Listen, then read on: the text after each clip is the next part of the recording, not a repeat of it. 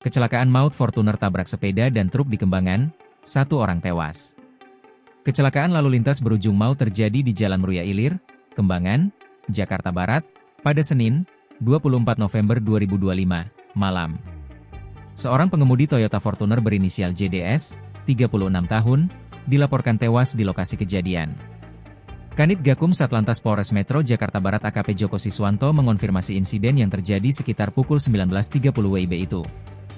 Benar, telah terjadi kecelakaan lalu lintas di Jalan Meruya Ilir arah barat, tepatnya dekat bengkel Forceum, wilayah Kembangan, Jakarta Barat, ujar Joko saat dikonfirmasi, Selasa, 25 November 2025, pagi.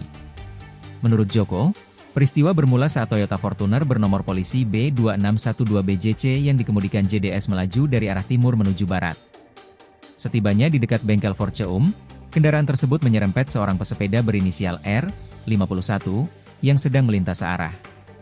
Namun, setelah menabrak pesepeda hingga terjatuh, mobil tersebut tidak berhenti dan terus melaju hingga menabrak sebuah truk parkir. Kendaraan masih tetap melaju, dan selanjutnya menabrak kendaraan box Hino bernopol B9281SCM yang sedang parkir, tutur Joko. Benturan keras tersebut mengakibatkan JDS mengalami luka parah di kepala dan meninggal dunia di tempat kejadian. Jenazah korban kemudian dievakuasi ke RSUD Kembangan sebelum akhirnya dirujuk ke RSUD Kabupaten Tangerang untuk keperluan visum.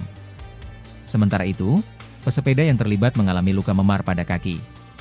Polisi telah melakukan olah TKP serta mengamankan sejumlah barang bukti, termasuk kendaraan yang terlibat dan surat izin mengemudi, SIM, para pengemudi.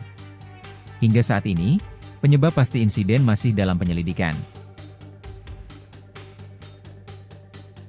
Download Tribun X sekarang, menghadirkan lokal menjadi Indonesia.